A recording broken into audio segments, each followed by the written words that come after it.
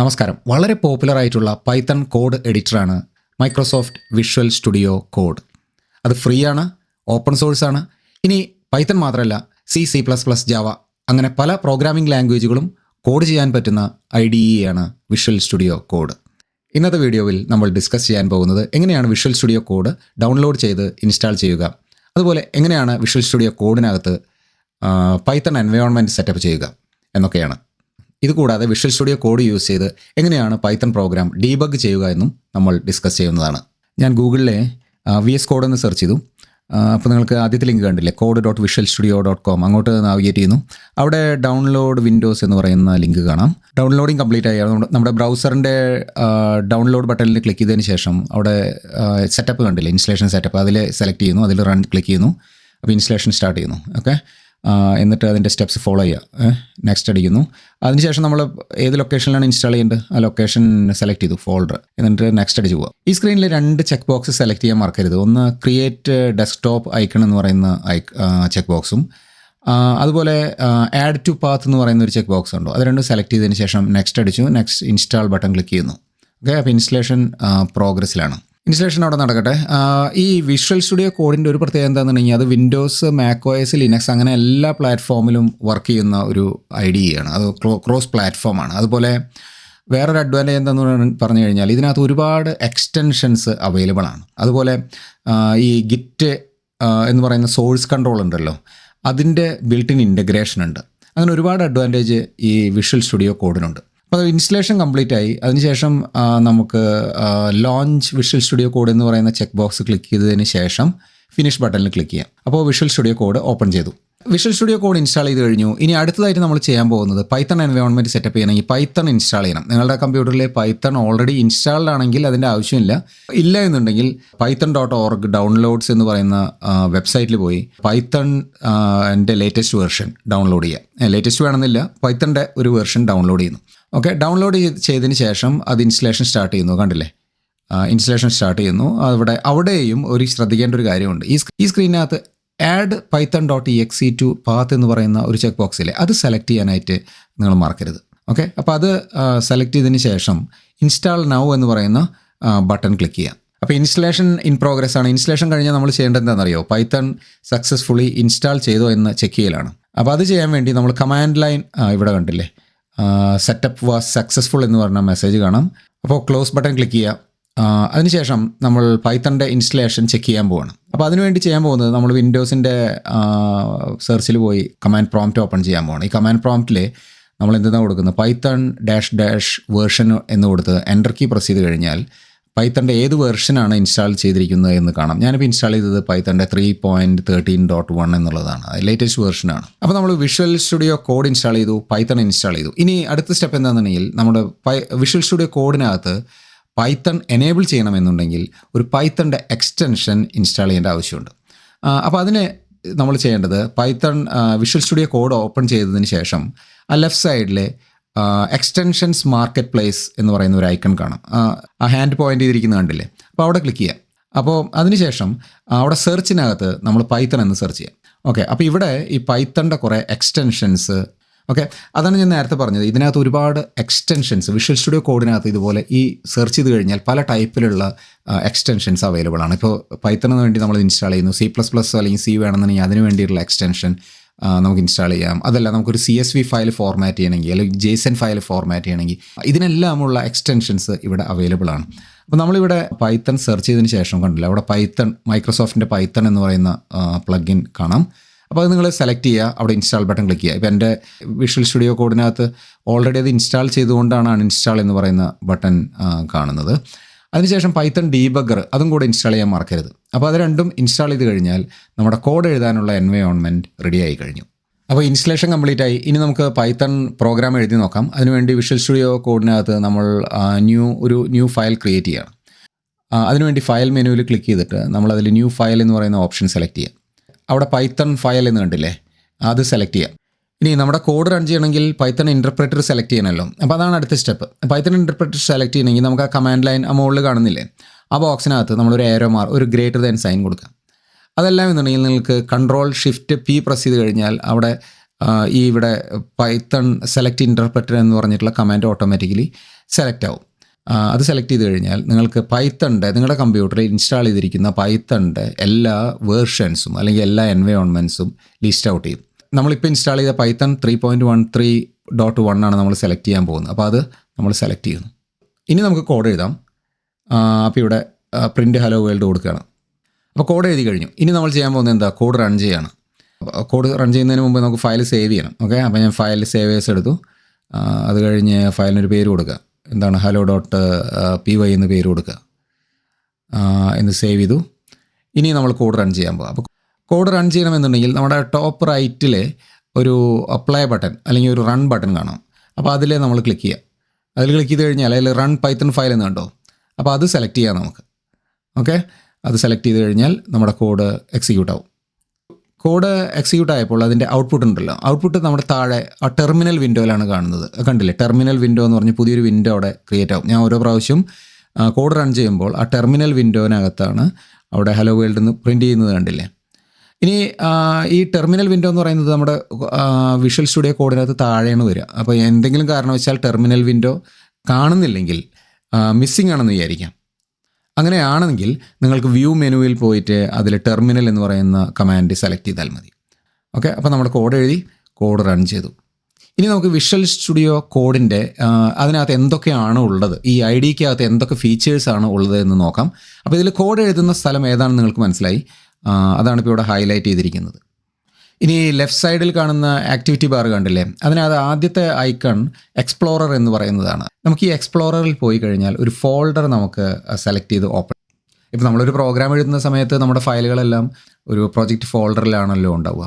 അപ്പോൾ അങ്ങനെ ഒരു പ്രൊജക്റ്റ് ഫോൾഡർ ഓപ്പൺ ചെയ്യണമെന്നുണ്ടെങ്കിൽ ഈ എക്സ്പ്ലോററിൽ പോയി നമ്മൾ ഓപ്പൺ ഫോൾഡർ എന്ന് പറയുന്ന കമാൻഡ് സെലക്ട് ചെയ്താൽ മതി. ഫോൾഡർ സെലക്ട് ചെയ്തു. അതിനകത്ത് ഫയൽസ് ഒന്നും കാണിക്കില്ല, ഫോൾഡറാണ് സെലക്ട് ചെയ്യുന്നത്. ആ ഫയൽസ് എല്ലാം നമ്മുടെ എക്സ്പ്ലോററിനകത്ത് വ്യൂ ചെയ്യും. ഇപ്പം ഞാനിവിടെ പ്രോജക്ട്സിലെ സെർച്ച് എന്ന് പറയുന്ന ഒരു പ്രോജക്റ്റാണ് സെലക്ട് ചെയ്തത്, കണ്ടോ. അപ്പോൾ അതിനകത്ത് നിങ്ങൾക്ക് കാണാം എൻ്റെ പ്രോജക്റ്റിൻ്റെ ഭാഗമായിട്ടുള്ള എല്ലാ ഫയലുകളും ലെഫ്റ്റ് സൈഡിൽ കാണിക്കുന്നതാണ്. ഇപ്പോൾ ഒരു വലിയ പ്രോജക്റ്റ് ആവണമെന്നില്ല, നിങ്ങൾ എഴുതുന്ന പ്രോഗ്രാമുകളെല്ലാം കൂടെ ഒരു ഫോൾഡറിലിട്ട് ആ ഫോൾഡർ ഓപ്പൺ ചെയ്ത് കഴിഞ്ഞാൽ ഫോൾഡറിലെ എല്ലാ ഫയലുകളും ലെഫ്റ്റ് സൈഡിൽ കാണിക്കും. അപ്പോൾ നിങ്ങൾക്ക് അവിടെ നിന്ന് ഓപ്പൺ ചേഞ്ച് വരുത്തി എന്ത് വേണമെങ്കിലും അവിടെ നിന്ന് ചെയ്യാം. ഇപ്പോൾ യെല്ലോ കളറിൽ മാർക്ക് ചെയ്തിരിക്കുന്നതാണ് സ്റ്റാറ്റസ് ബാർ.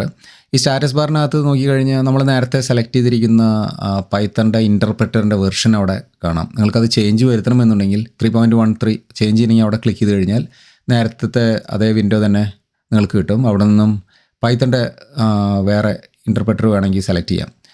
അതല്ല വേറൊരു ഓപ്ഷൻ എന്താണെന്നുണ്ടെങ്കിൽ അതിൽ സ്റ്റാറ്റസ് ബാറിൽ നോക്കിക്കഴിഞ്ഞാൽ നിങ്ങൾക്ക് കാണാം അവിടെ ഇൻഡൻറ്റേഷൻ എത്ര സ്പേസാണ് കൊടുത്തിരിക്കുന്നത്, അവിടെ 4 സ്പേസ് കൊടുത്തിരിക്കുന്നത് കണ്ടില്ലേ. അപ്പോൾ അതിൽ ചേഞ്ച് വരുത്തണമെന്നുണ്ടെങ്കിൽ അവിടെ നിന്ന് ചേഞ്ച് ചെയ്യാം. അപ്പോൾ അങ്ങനത്തെ കാര്യങ്ങളൊക്കെ നിങ്ങൾക്ക് സ്റ്റാറ്റസ് ബാറിൽ ചെയ്യാവുന്നതാണ്. ഇനി നമ്മൾ നോക്കാൻ പോകുന്നത് ടെർമിനൽ എങ്ങനെ സെലക്ട് ചെയ്യുക എന്നുള്ളതാണ്. എന്താണ് ടെർമിനൽ എന്ന് പറഞ്ഞു കഴിഞ്ഞാൽ, നമുക്ക് ഈ പ്രോഗ്രാം എഴുതുന്ന സമയത്ത് ചിലപ്പോൾ ടെർമിനൽ പോയി എന്തെങ്കിലും ആക്ടിവിറ്റി ചെയ്യേണ്ടി വരും. ചിലപ്പോൾ നമുക്ക് ഡയറക്റ്റായിട്ട് കോഡ് അവിടെ നിന്ന് റൺ ചെയ്യേണ്ടി വരും. അതല്ല എന്നുണ്ടെങ്കിൽ നമുക്ക് ഏതെങ്കിലും പിപ്പ് എന്ന് പറയുന്ന പാക്കേജ് ഇൻസ്റ്റാളർ യൂസ് ചെയ്ത് ഏതെങ്കിലും പാക്കേജ് ഇൻസ്റ്റാൾ ചെയ്യേണ്ടി വരും. അപ്പോൾ അതൊക്കെ ചെയ്യണമെന്നുണ്ടെങ്കിൽ വിഷ്വൽ സ്റ്റുഡിയോ കോഡിനകത്ത് നിന്ന് എക്സിറ്റ് ചെയ്യുന്നതിന് പകരം ഇതിനകത്ത് നിന്ന് തന്നെ നമുക്ക് ടെർമിനൽ സെലക്ട് ചെയ്ത് അതിവിടെ തന്നെ ആക്ഷൻസ് എല്ലാം ചെയ്യാവുന്നതാണ്. ഇനി അടുത്തതായിട്ട് ആക്ടിവിറ്റി ബാറിൽ കാണുന്ന സെർച്ച് ആൻഡ് റീപ്ലേസ് എന്ന് പറഞ്ഞ ഓപ്ഷൻ കാണാം. നിങ്ങൾക്ക് എന്തെങ്കിലും ടെക്സ്റ്റ് സെർച്ച് ചെയ്ത് റീപ്ലേസ് ചെയ്യണമെങ്കിൽ നിങ്ങൾ കോഡിനകത്ത് അത് ചെയ്യാം. അതുപോലെ ഇപ്പോൾ കാണുന്നത് സോഴ്സ് കൺട്രോൾ എന്ന് പറയുന്ന ഒരു ഐക്കൺ കാണാം. അപ്പോൾ ഞാൻ നേരത്തെ പറഞ്ഞു ഗിറ്റ് എന്ന് പറയുന്ന സോഴ്സ് കൺട്രോളുമായി ഡയറക്റ്റ് ഇൻ്റഗ്രേഷൻ ഉള്ളതാണ്. അപ്പോൾ അത് ഇൻ്റഗ്രേറ്റ് ചെയ്യണമെങ്കിൽ നിങ്ങൾക്ക് ഇവിടെ നിന്ന് ചെയ്യാം. ഇപ്പോൾ തൽക്കാലം നമ്മൾ അതിനെക്കുറിച്ച് ഡിസ്കസ് ചെയ്യുന്നില്ല. അടുത്തത് റൺ ആൻഡ് ഡീബഗ് എന്ന് പറയുന്ന ഓപ്ഷനാണത്. നമുക്ക് കോഡ് ഡീബഗ് ചെയ്ത് നോക്കണം എന്നുണ്ടെങ്കിൽ അത് ഈ കമാൻഡ് ഇവിടെ നിന്ന് യൂസ് ചെയ്യാം. നമ്മൾ ഡീബഗ് ഈ വീഡിയോയുടെ അവസാന ഭാഗത്ത് നമ്മൾ എങ്ങനെയാണ് കോഡ് ഡീബഗ് ചെയ്യുന്നത് എന്ന് ഡീറ്റെയിൽ ആയി നോക്കുന്നുണ്ട്. അടുത്ത ഓപ്ഷനാണ് എക്സ്റ്റൻഷൻസ്. നമ്മൾ നേരത്തെ ഡിസ്കസ് ചെയ്തതാണ്. എക്സ്റ്റൻഷൻസ് ഡൗൺലോഡ് ചെയ്യണമെങ്കിൽ ഇൻസ്റ്റാൾ ചെയ്യണമെങ്കിൽ നിങ്ങൾക്ക് ഇവിടുന്ന് എക്സ്റ്റൻഷൻസ് ഓപ്ഷൻ സെലക്ട് ചെയ്യാം. നമ്മൾ നേരത്തെ പൈത്തൺ എക്സ്റ്റൻഷൻ ഇൻസ്റ്റാൾ ചെയ്തത് അങ്ങനെയാണല്ലോ.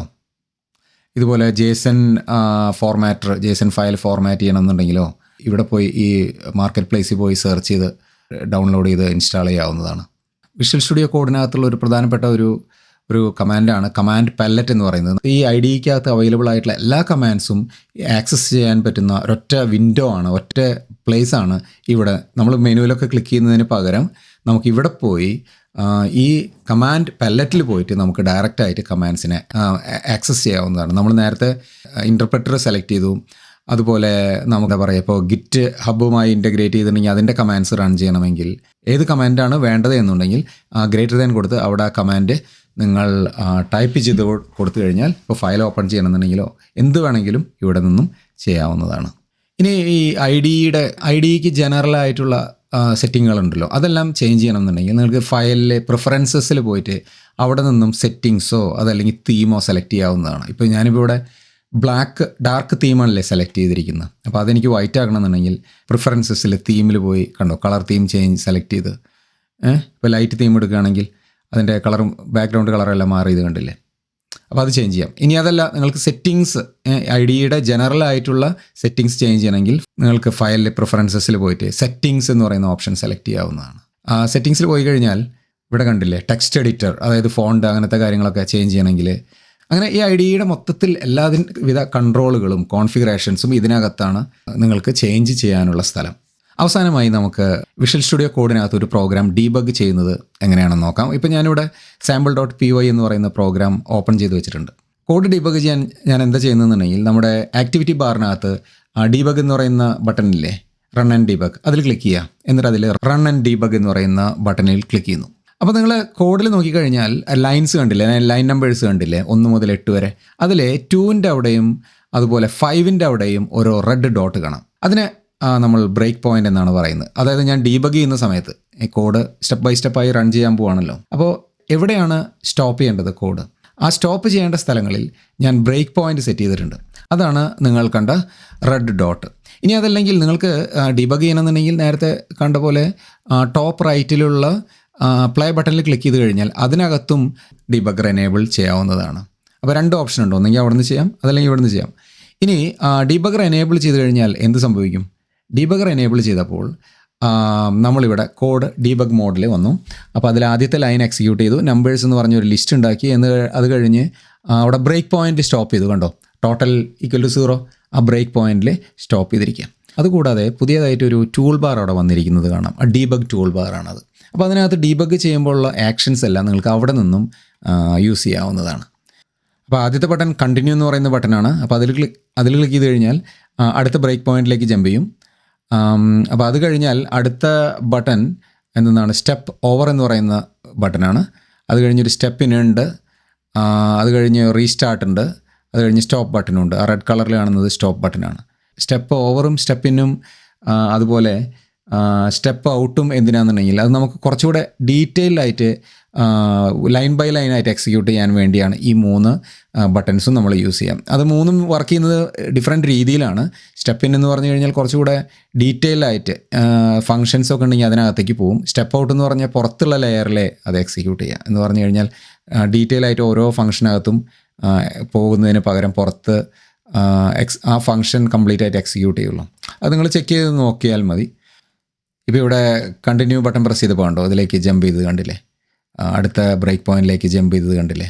അതുപോലെ ഡീബഗ് ചെയ്യുന്ന സമയത്ത് ഞാൻ ഓരോ വേരിയബിളിനകത്ത് ഹൈലൈറ്റ് ചെയ്യുമ്പോൾ മൗസ് ഹവർ ചെയ്യുന്ന സമയത്ത്, മൗസ് അതിൽ കൊണ്ടുവയ്ക്കുന്ന സമയത്ത് ആ വേരിയബിളിലുള്ള വാല്യൂസ് എല്ലാം താഴെ അവിടെ ഒരു പോപ്പപ്പ് വിൻഡോയിൽ കാണിക്കാം. അപ്പോൾ നിങ്ങൾക്ക് വാല്യൂസ് എന്താണെന്ന് അറിയാൻ വേണ്ടി ആ വാച്ചിലോ അല്ലെങ്കിൽ ലോക്കലിലൊന്നും പോകണമെന്നില്ല. അത് ഇവിടെ നിന്നും നിങ്ങൾക്ക് ആ വാല്യൂസ് എല്ലാം ചെക്ക് ചെയ്ത് നോക്കാവുന്നതാണ്. ഇപ്പോൾ ഇവിടെ ഓരോ വേരിയബിളിലുള്ള വാല്യൂസ് അവിടെ ലോക്കൽ എന്ന് പറയുന്ന വേരിയബിൾ സെക്ഷനിൽ കാണിച്ചിരിക്കുന്നുണ്ടല്ലേ. ഇവിടെ നിന്ന് ചെക്ക് ചെയ്യാനുള്ള കുഴപ്പം എന്താണെന്ന് ഉണ്ടെങ്കിൽ നമ്മുടെ പ്രോഗ്രാമിനകത്ത് ഒരുപാട് വേരിയബിൾസ് ഉണ്ടെങ്കിൽ ഇതിനകത്ത് എല്ലാം കൂടെ ലിസ്റ്റ് ചെയ്യില്ലേ. അപ്പോൾ ഏതെങ്കിലും ഒരു സ്പെസിഫിക് വേരിയബിളിലെ വാല്യൂ മാത്രം നമുക്ക് നോക്കണമെന്ന് വിചാരിക്കാം. അപ്പോൾ അങ്ങനെയാണെങ്കിൽ നമുക്കത് വാച്ചിനകത്ത് ആഡ് ചെയ്താൽ മതി. അപ്പോൾ അവിടെ വാച്ചിൽ ഇപ്പോൾ നമുക്ക് ടോട്ടലിലെ വാല്യൂ എന്താണെന്ന് അറിയണമെന്ന് വിചാരിച്ചോ, ആഡ് എക്സ്പ്രഷൻ ക്ലിക്ക് ചെയ്തിട്ട് അവിടെ ടോട്ടലിൽ നിന്ന് ആഡ് ചെയ്ത് കഴിഞ്ഞാൽ ടോട്ടലിലെ മാത്രം വാല്യൂ അവിടെ കാണിക്കാം. നമുക്ക് ആവശ്യമുള്ള വാല്യൂസിനെ മാത്രം നമുക്ക് ചെക്ക് ചെയ്ത് നോക്കാൻ പറ്റും. ഇപ്പോൾ ആവറേജ് ആഡ് ചെയ്തപ്പോൾ ഉണ്ടോ, ആവറേജിൽ മാത്രം. മറ്റേടത്ത് ലോക്കലിൽ പോവുകയാണെങ്കിൽ അവിടെ നമ്മുടെ എല്ലാ വേരിയബിൾസിലെ വാല്യൂം അവിടെ കാണിക്കും.